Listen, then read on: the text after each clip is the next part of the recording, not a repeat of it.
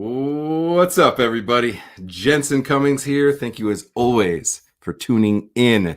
Today's Best Served Podcast 224. This is day number 6 of Restaurant Marketing Week. We are focused on the future of PR and media. You know me. How do we acknowledge our unsung hospitality heroes, the humans in the trenches that make it all possible? There's 15 million plus of them across this country, and I want to hear about every single one of them. And so we're going to talk about the opportunity, the challenges, the responsibility, that kind of PR, media, storytelling, us as storytellers, brands have to kind of amplify more stories, to contextualize the human experience within the restaurants beyond just what's on the menu. And I think this is very important and challenging. So again, day 6, amazing week so far. We've had 3 guests on every single day, just giving us insights into everything that it takes, from storytelling to your digital presence, to photo and video, to social media, to in-store promotions. And then tomorrow we'll wrap up with kind of ad spend, some tactical ways to spend money, because now is not a time to shy away from marketing. I think you need to double down on marketing more than ever, because you need to connect with your audience. And the way we're going to do that today is talk about media. So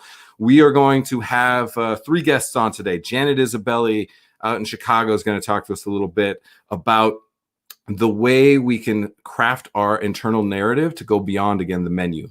Talk about the people behind the work. We're going to talk to Kiana Montgomery about expanding the amount of people that have the opportunity to have their voices shared within the context of media.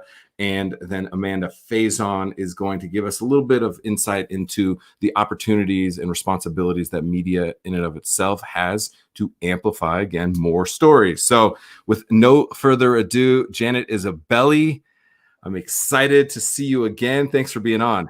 Oh, thanks for having me. It's great to see you, Jensen. It's been a minute. I can't believe we first connected back in, I think it was April.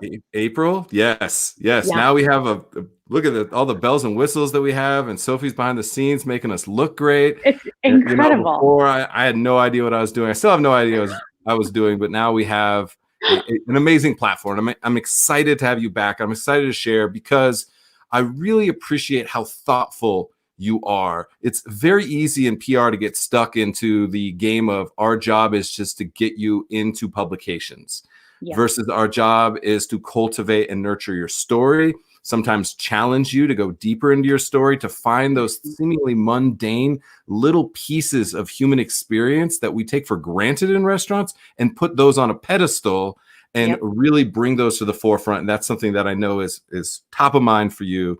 And so go there, take us there. When you're working with a client, when you're working with a brand, what do they need to be thinking about to go deeper into their story, not just the glitzy, glammy, sexy thing that's on their menu? How do we go about that, Janet? Sure. I mean, it's a great question. And I think it's more important than ever to consider that question, given where we're at in the media landscape. I mean, it's no secret that over the course of the last 6, 7, 8 months, I don't know how many months we're going into this now, but it's, the media landscape has changed dramatically. And a lot of reporters, magazines, newspapers, television stations, you name it, they've all had to make really serious changes to their teams, whether that's furloughing employees, sadly laying off a lot of employees. I feel like the freelance writing pool has maybe doubled in the last 6 months in this country.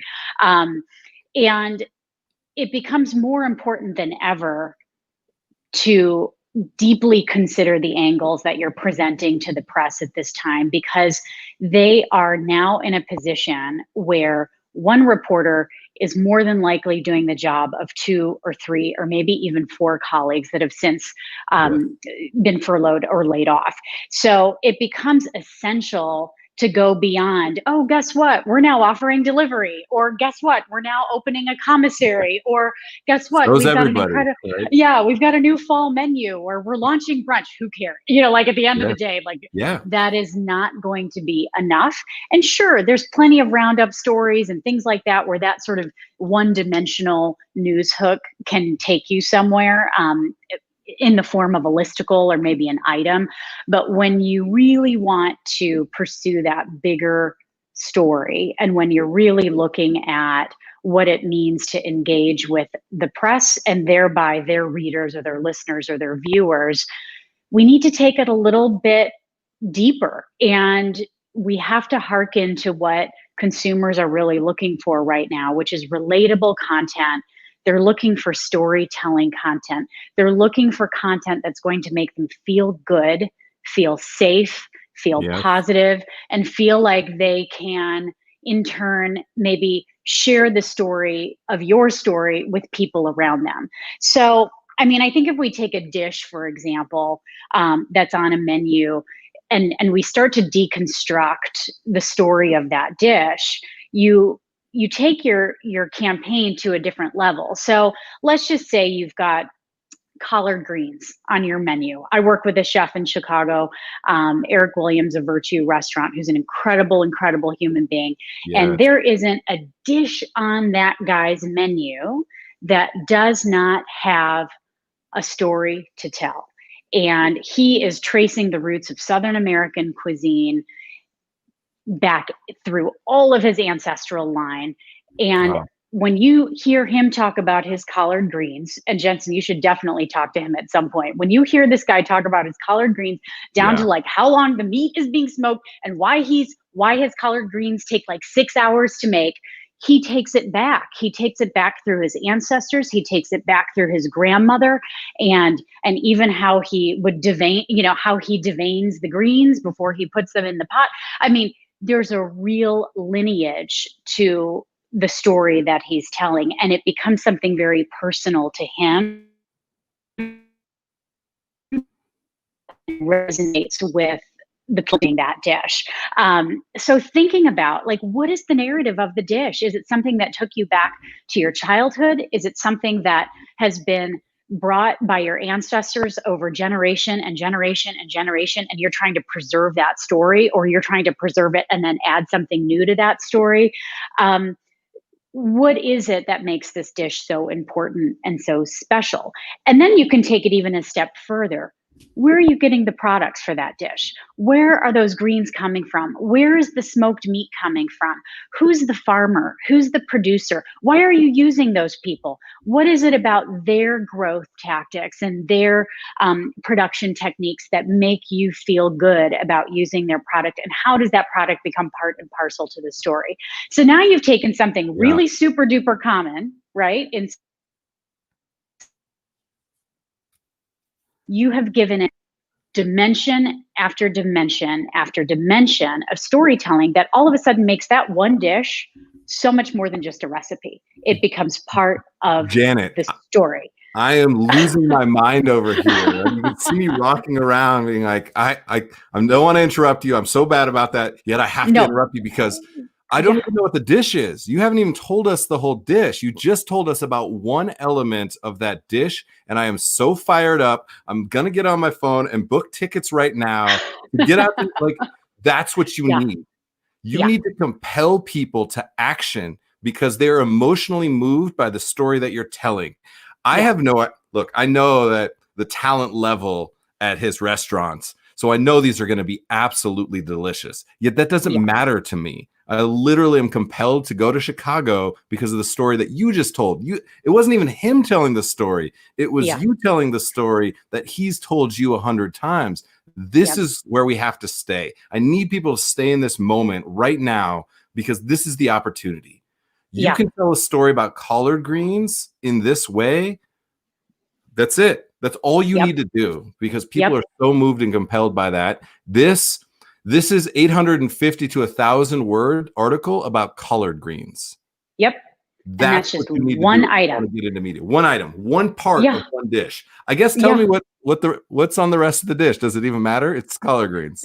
It's collard greens. There's some really beautiful smoked pork that goes into the dish as well. And that stuff has been braised and simmered for hours and hours and hours. And there are certainly versions of collards that you can make that are quick turn, like under 2 hour versions. But it's really important Not because a virtue, you can't. No, heck no. Because grandma would not approve. And I will say that when you think about deconstructing a dish and giving it life in this way that we're talking about now. You can do that with every aspect of your restaurant. You can do that with your design. Let's just say that you've got an incredible interior designer, or maybe you're really passionate about local art and you've covered the walls of your restaurant with local artists. Well, what is it about those local artists that really spoke to you? And again, I'm using Eric and Virtue as sort of the ultimate case study, but his wall is covered with art that has been created by predominantly African-American artists who have a real narrative to their work that, similar to Eric's cooking, sort of transcends just a beautiful picture on the wall. They're telling a moment in time. They're capturing a moment in time, or they're sharing a chronicle of a progression of incidents in American history that, again, tie back to what it is that Eric believes in his own restaurant, which is expressing everything virtuously. And when you express, hence the name. So when you are virtuous and when you express everything virtuously, all of those things have to have truth, and they have to have story, and they have to have humility, and they have to create a space that makes you slow down. Right? It creates a space that makes you slow down and realize what it is to be in that moment in time. So whether it's food, whether it's your cocktail program, whether it's your design, you have the power to create multi-dimensional story elements that will translate into much larger feature opportunities editorially. But then also, given where we're at with the media landscape, you have the power too with your own social media channels. And I don't want to get too far off topic here, but you also have the opportunity to share these layers of stories within your own Instagram platform, or your blog, or your video cast, or your podcast, or your Facebook page, or, no one is worried so much about having a super HD version video, for their newscast anymore. Right. Now it's about, you've got something cool to show us and to tell us that's going to make our readers or our viewers feel something. Shoot it with your phone and we'll accept the footage. I've got broadcast stations running 5-6 minute segments with iPhone footage. We've got social media, beautiful social media campaigns that are coming to life, that are kind of taking this idea and bringing it to Instagram and to Facebook and YouTube and other platforms. And I will say that if there's one kind of good thing that's come out of this pandemic, it's this real open, homemade content, I guess, for lack of a better word. It's a real openness on the part of news outlets to use footage that restaurants and chefs or PR people can provide for their outlets. And it's also pushed the boundaries, I think, for restaurants and chefs to think super creatively about why they're doing what they're doing. If there's ever a time to really ask yourself, why the hell am I doing this? It's now. And so if you can bring that context and that purpose of your work to your dishes and to your storytelling, you're going to be just fine. I know it sucks right now, but in the long term, if you can bring that richness to the storytelling of your restaurant, you are going to go very, very far. Janet, what a way to kick off this episode. I am so amped up right now. This is exactly it. I'm so grateful too that you didn't just stay high level, that we went to very specifically. And Eric, we're coming for you, get you on the show, because I want to spend 30 minutes on a show just talking about collard greens with you. That's what I want. Well, Janet, we'll make it happen. I really appreciate you being on. He'll keep you up for 3 days talking about collards. So great to see you. Love you to bits. Thanks for all you're doing for the industry, Thank Jensen. you so much. Have a great one. You bet. All right. Awesome. What a way to kick it off. Collard greens. I think, Sophie, write this down. We're doing a collard green week on Best Served Podcast. I think we're going to stick with that. I think there's so many stories to tell. But I think that the way that you dissect the dish and turn it into the multiplicity of stories within just that simple, humble, historic dish like collard greens, I think is fascinating. And that's the opportunity. Otherwise, if it's just collard greens on a menu, nobody cares. Nobody cares. But Eric has turned that into the most important thing, the most important story that you could tell within an award-winning restaurant. So I absolutely love that. All right, let's bring in Kiana Montgomery to talk a little bit more. Really appreciate you being on as well. And so let's talk a little bit Let's have you unmute your microphone. Looks like I can't do that from my side. And Kiana, let's talk a little bit about expanding on the people involved in the stories, right? So this is something that's happened through media, and some of it is a byproduct of massive cuts, like what Janet was talking about. That one journalist is doing the work of 2, 3, 4, 5. Yeah. And so they just need to get the story as quickly as possible. So I understand that part of it, where they say, look, this person always gives me a great soundbite. They always have a great quote. I'm just going to go to them again and again. And it's narrowed the amount of people whose voices are included. And you have been working really hard to expand upon who is allowed to be a part of the pantheon of contributors. And so take us there. Why is it important for us to have more voices in the conversation when it comes to, food, beverage, and media? Well, first, I have to thank Janet for making me hungry. I can't wait to get some lunch in. But to the point that you're making, a lot of talent is within the hospitality industry, right? We have all of these great people who have great stories. And of course, they're giving us great food. But the target media that we're looking for, those gatekeepers, it's this big. Right. So within that layer, we really have to focus on the majority of the media that we want to reach.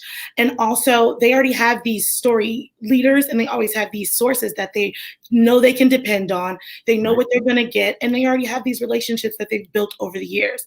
In order to kind of, quote unquote, infiltrate that, you really have to take the time to A, research these reporters that you're reaching out to, and B, educate yourself on what trends are important right now, what the outlet is focusing on, and also what are these reporters doing in their free time, because they are reading up on their competitor outlets. They are following different chefs and other hospitality leaders on social media. You kind of have to, in a sense, stalk them a little bit in the safest way possible. Right. Be creepy, but you do need to know what's important to them. Otherwise, you've spent this time crafting this beautiful pitch, this beautiful email, but it's falling on deaf ears because it's not relevant to them and it's not anything that's important to them. Yeah. And they're seeing countless press releases that are templatized to the point where they are just literally white noise. So I think that's an amazing part of it.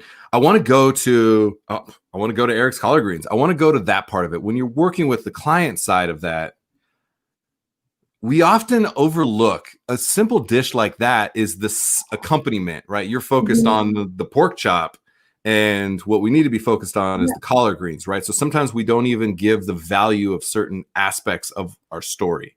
And there's little things like, the same person has been smoking that meat for Eric for the last 12 years. Like, that's the person I want to know about. That's the person I want to be famous. Or grandma, because she taught him how to de-rib the greens themselves, right? So when you're working on the client side, how do we push? Because sometimes we're not good ourselves. I've been guilty of this, always chasing the glamorous thing and not focusing on the thing that matters. How are you pushing us? How are you compelling chefs? How are you compelling restaurants and brands to put their story out there more? I think the main thing you have to focus on is authenticity, right? Everyone has collard greens. I mean, you can find 100 collard greens on menus. But what's the story behind that? To Janet's point, it's from his heritage. It's from his childhood. It's from his family. So you know what you're getting when you're getting that collard green. It has a history to it. It's not anyone who, collard greens is a new trend item this month. Let me add that to my menu. It's something important to him. It's important to his story. And he is the expert on that subject. To her point, you can probably have him deconstruct a collard green, his recipe. You can probably focus and pivot 5 different pitches just on that one menu item because it's something important to him and it's something he's passionate about. So he can speak about it all day. Yeah, I really like that. Let's go into the room when you're working with a client a little bit deeper. So what are some of the questions that we need to be asking of ourselves? What are some of the questions that you're asking to find those stories? Because we are just so churn and burn in this industry. We are so going through the motions and we're just trying to survive sometimes. It's just like the survival mode mindset because restaurants are really, really difficult. And so what are the questions? Janet mentioned slow down, get your guests to slow down and have that experience. How do we slow down a little bit? Give us an idea. What are the questions you're asking us to pull those really juicy, good stories, the good stuff So my out of first those brains? question when meeting with the client is, where do you want to be? Where do you see yourself? Where are your goals? Me as a publicist, I can come in and tell you what I think and where I suggest you go. But if that's not important to you, then it'll fall on deaf ears, right? So my main question is where you want to be, what are your goals, and then why are you where you are? You know, a lot of people, we're in this cog of churn and burn, you know, and I feel like chefs, a lot of them are blessed to work in an industry that's their passion. So what got you here? Was it, you know, you fell in love with cooking with your parents in the kitchen? Or did your school start a culinary program and you just so happened to fall into it and all of a sudden you had a new love of your life? What was the ticker or the catalyst that got you to where you are? And within that, we can definitely try to weave in your purpose and your story, because at the end of the day, we all have goals, we all have wishes, we all want to be somewhere, we all have aspirations, and that's something that your guests and other readers can connect with, your passion and your purpose. Do you see that story being compelling internally as well? I think a lot of times we don't tell the story of the collard greens to our team. We just teach them the recipes and we teach them the functionality of execution. We execute that. We have bodies on the line. These tropes that don't lead to like the sustainability in the restaurants. Do you see being able to tell that story as an opportunity to market internally as well? We'll market internally, and also, you know, as the chef, as the head chef, this is your vision, but you're not greeting every customer. You're not the waitress. You're not, you know, bringing the food to every table. And if your team already has that backstory on why it's important, why it takes 6 hours, why you use this special meat, why you get everything sourced from this special place, when a guest is asking these questions, they're already equipped to tell them why a certain menu item is important, why the price point, why it may be taking a little bit longer, and why you chose to put it on the menu. And those are really important questions to ask. Sometimes I go to my favorite restaurant and I'm like, oh, I like this, you had this. And they're like, well, actually, it's not sourced anymore. You know, we go to a local farmer and it's not in season. To be able to have your team have that information will definitely keep your guests coming back and already have those tactics in their minds with, oh yeah, I do love that menu item. Unfortunately, it's not there, but I'm sure there's something else I can love. Yes, I really like that. I like how you're connecting it to the practicality of what happens in the actual operation of the restaurant. Because too often we're not equipped with the information to be able to deliver that, to be able to communicate that. And that creates friction, infighting within the restaurant and then friction with the guests as well. And furthermore, it really feels like it's an opportunity when the shit hits the fan, and it always does in restaurants. You need something to like keep you tethered, like that you keep having that North Star, something that keeps you focused on why the hell you show up every day and grind and hustle. And it's the story of the collard greens, not the cooking of the collard greens. And I think that's so important. I really, really appreciate that point. So, Kiana, this is great. Thank you so much for sharing. I love your energy too. I love it. Anytime. You know, we're all in a crazy time right now. So to be able to bring some joy, the reason why I love what I do, the reason why I get to work with people who love what they do, that's definitely some energy that I like to share as much as I can. So thank you so much for making sure there's a platform for people to tell their story, and have me on anytime you want. I'm happy to be able to bring the information that I have. We're gonna do a lot more. We got collard green week coming up. I'm gonna need your help on that. I'm really grateful to have you on. Thank you so much. I'll be tuning in for sure. All right, cheers. All right, we are on fire. This is a great episode, and just the energy around storytelling is what I'm so inspired by. That's why we do this show every single day, is because of that. It's all about those stories. I'm excited to taste those collard greens. It doesn't even matter. Like, it doesn't matter, because the story of them and the stories that compel us and that keep us focused and hustling and grinding day in and day out. I know so many of us, myself included, if I had told better stories, I might have stayed in the kitchen longer. But we grind ourselves down, and the story is what keeps you motivated and compelled and going when it gets hard. And it gets hard. It will. So I appreciate that. All right, let's bring this episode home. Amanda Faison coming on. Amanda, thanks for being on. Thank you for having me. All right. Dining Out Magazine, the new Dining Out Magazine, had you and Josh Diner on to speak about kind of what's happening next. And so you're already very much in the mindset of the future of media, your responsibility, your vision for moving it forward. And we've had conversations about how it has to be more than the food. It has to be about the human experience on all sides of that equation.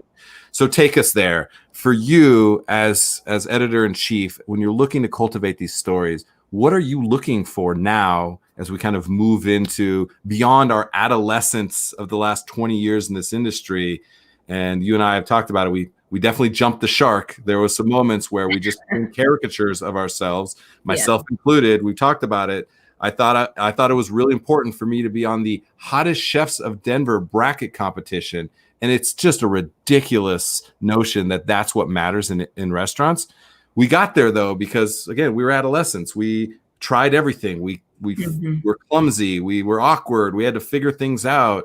And now we're here. So from here forward, what are you really looking for? I think most important, rather than chasing a story necessarily, I think you want to chase the person or the background of that person. And that can be really hard to do because, you're often, it's tight deadlines. You need to fill the pages within the magazine or the newspaper or whatever it is, or the podcast, whatever. And you think you want something very specific, but you need to be open to, something happening during your reporting or something happening during an interview that kind of shapes the story in a different way. And it's super important to be open to that, because even if you end up writing the story that you thought you were going to write, hopefully you're going to come back and circle back to that person and then tell that story too. But most importantly for everything, I think it just starts at how you kind of approach everything. And right now, and Janet alluded to this, the need for food media, well, food media has changed, but the need for it to continue to change is just so important. And that, I'm sitting on this side of things, it's really, really hard because you have your network. I have my network of chefs that I have talked to for over 20 years. Right. And, I add to them, and that's great. But it's very easy to kind of have a nearsighted view of your scene that you're covering, and, kind of that one-dimensionalness that Janet was talking about. So it's so important to do the work and to really, really get outside of your own comfort zone in terms of the sources that you're constantly going back to, and not just asking that. I mean, a great way to expand those sources is to always ask whoever you're interviewing who else you should be talking to. But the reality is that person is probably going to tell you to reach out to someone who looks like them, who thinks like them, and is, probably in the same realm of restaurant. Or business in general, I think. So being able to get beyond those communities, or be able to get beyond the community that you work within, is so important. And it has to be genuine, though. You can't just call somebody up and start asking them questions and interviewing them. You can, but you're not going to establish a relationship. And right. I think those relationships are where the payoffs come from. So it's a lot of nurturing. It's a lot of having a lot of curiosity and being vulnerable as a reporter, which is hard to do because, that it can, those awkward silences can be very awkward. But when you don't fill those silences as, you let that person continue to talk, that's where so much happens. And I also think one of the issues with the industry as a whole, the media industry as a whole, and you actually heard it today, is this idea of content. And content is not stories. Content is like something that you fill space with. Stories are special. Stories are places where you dig in and you get details and you listen to someone's life, or you listen to how they came to this decision, or how they came to this dish, or whatever it is. That is the story. It's not a word count, which to me is content. So there's so much discussion, and a lot of people are content specialists. And what is a content specialist? That's not to me, that's not a storyteller. And I think there's a big difference as a reporter in the way that you approach things when you look at it from a content perspective or a storytelling perspective. Because the potential for just the mindset around content is that it's too formulaic, right? It's too rigid in the way that it's structured versus it being truly about finding the story. To me, it's just cold. To me, that is, and this is totally my opinion. I haven't really shopped this around. No, you're right. I see what other people think. We're not making any more content, just so you know. No more content. Content, it means so many things, but as a storyteller, I don't think it accomplishes what you in the larger sense should be chasing. I mean, I think it's easy to check a box and say like, oh, I got that story done. Okay, that's content. If you're the roundups, the things like that are sort of that one-dimensional that we were talking about, that's content. When you really go deep and when you really find out the story of the person, of the dish, of the restaurant, of the neighborhood, of the community, of whatever it is, that is storytelling. And I mean, that's what people, I mean, we're human. That is the human hook of a story, is really tapping into somebody and finding, tapping into their psyche. But that takes a lot of work to be able to also get to a place where you can have those kind of frank conversations with somebody. But as journalists, every single one of us needs to be getting out of our comfort zone and entering into communities and figuring out ways to talk to people in a really genuine way in order to break down those barriers. I mean, it's no surprise that media content is it can often be pretty myopic. And I think we can't get into this now because we're going to have a whole week of this probably in and of itself, because what's fascinating, kind of digging deeper into the media side, is the financial side. Like, you cannot survive as a freelance writer in today's landscape. When I've heard that you get $50 for a story over here, like, of course you don't, and you have 7 days to write it. Of course you can't go beyond your little echo chamber, because financially it doesn't make sense. So you either have to sacrifice yourself and your time, which plenty of writers do for the pure passion of it, or you need to make it as quick and stampable as possible. And there's I want to have a whole week of this where we really dig into what it takes with media to be able to actually accomplish. Because if we expect a quote unquote higher quality of media, we have to invest in that. And I think that we don't talk about that enough. So fascinating that. Real quick, there's two other things. Is there a way other than the press release or the pitch to have this perfect thing that Kiana could start to cultivate a relationship with you? She's already stalking you, just so you know, not creepily, thoughtfully, but how can we? Because there seems like the gatekeeper, it's a difficult thing to break through and become a part of, that clique that it can feel like sometimes. How can somebody like Kiana get to you to be able to tell you the amazing people and stories that she has to tell? Actually, I think it's a great question. So for me, I always prefer just an email or a text or a call, not the formal press release. You're right. Our emails, our inboxes are flooded with press releases. And most often you might scan them, but generally speaking, that's not going to lead to a story because it's going out to, 70 other people and there's nothing unique to it. So usually if and when a story is derived from a PR person or, something a little more formalized, it generally speaking is from a phone call, a text, an email that says like, hey, Amanda, there's this chef or there's this restaurateur or, there's this one community that you need to know about. And here's why. So it's a personal email. It's probably 2 lines long, or a quick text. Can I call you really fast? For me, that is a much bigger payoff. And quite honestly, I think it's a better use of a PR person's time rather than crafting a press release, which really does take a long time. Yeah. Yes, a lot of people would say it's just a formula. No, you're still writing something down. It takes Mhm. effort.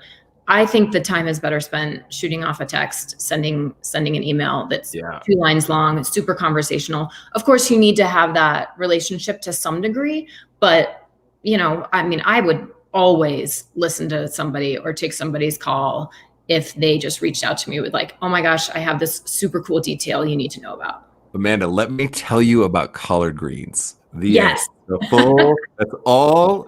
And then you will be enticed.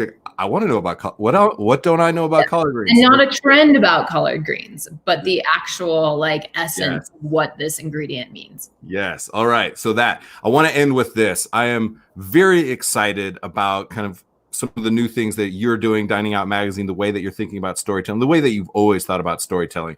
But something for us that is literally the bedrock, why we started this show, is to acknowledge, to celebrate, to be introduced to more, yes, unsung hospitality heroes, the people that actually make it happen. And you and I have bantered about this before, and you made the commitment to dedicate the back page of Dining Out Magazine to Kitchen Culture Q&A is what it's titled, and being introduced to people that have not seen the limelight, that are absolutely fundamental, that anybody who's worked with these people said they are the best. They are what you aspire to be in this industry. They just don't have the bylines. They just haven't been featured, or they don't want to be. They live a more quiet life. They're not loudmouths like myself. So our series Best Served Loud is going to be chronicling that, where you and I and your featured unsung hero is going to be on with us, where we can just share just a little bit of their story. I'm so honored to be able to do that with you. And that'll be starting October 11th. Look out for that, 2 p.m. Eastern, noon Mountain Time. We're going to have our first guest on who's featured now. Why was that important for you to have that back page, to create an opportunity to acknowledge some of those, unsung hospitality heroes? Well, I think the most important thing is for people to realize the shift in dining out, which it used to be a consumer magazine. It was very driven, to say like, oh, you need to go here, you need to go there. It was lifestyle-y. We have shifted to become a restaurant industry magazine for Colorado. So really the voice of the independent restaurant. Right. So we're not speaking to the consumer anymore. We're speaking to the industry. And we all know, and the consumer knows this too, although I think that they recognize it less, but we all know that restaurants do not function because there's one person there, or the bold-faced, the chef, the operator, the pastry chef, whomever is getting the glory for that restaurant, they don't pull it all together. It takes every single person who's there to make a restaurant work. And why not talk to some of those people who aren't the bold-faced names and figure out what makes them tick, and why are they so treasured in that space, from the dishwasher to the prep cook. It could even be an executive chef who just doesn't have any, like you said, any of the limelight. It doesn't have to be, someone in the lower ranks. It could absolutely be anyone within the restaurant who just makes a difference. And I'm really excited about it. It helps me expand my, the people that I'm talking to, and expand those voices.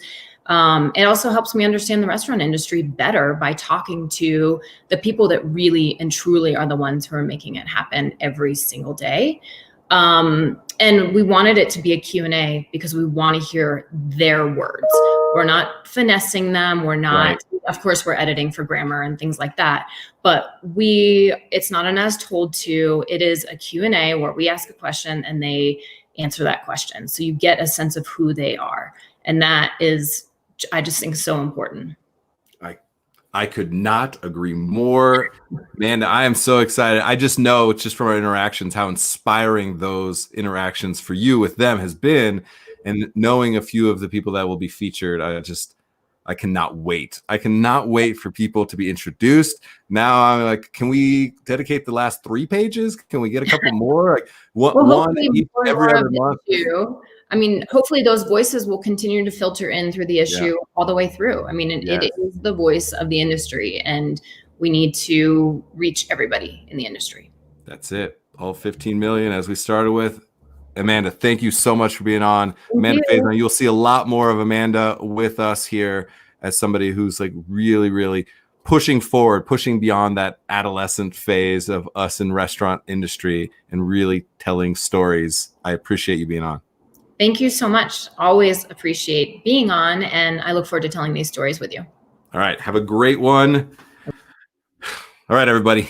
Long episode today. Well worth it. So much is going into the way that we tell stories. This is not just about PR and media. We focused on that as the title of this episode and the guests that we had. It's very much about us looking internally and the stories that we are compelled to tell as storytellers. We are storytellers and communicators, pure and simple. We just happen to choose the medium of food and beverage to go about telling that stories, to go about cultivating relationships and community. And so the fact that we need to look internally and recognize that more and have people like Janet and Kiana that are pushing us and hopefully pushing us harder, not allowing us to just tell people about our recipes, but tell them about our stories and the people that bring it to fruition. That's what's going to bring us into the next phase of our maturity and our evolution of this industry, because it's time for something new. And this, COVID especially has accelerated the need, the challenges, of course, yet there is opportunity to reflect and tell stories. That's what matters. All right. Day 6, that's a wrap. Appreciate you all as always. Day 7 coming tomorrow, and that will be the end of an amazing week. And as you can tell, I keep throwing new weeks out here. We're going to be doing weeks for everything because we need to go deeper into the stories within food and beverage hospitality. I appreciate you all as always.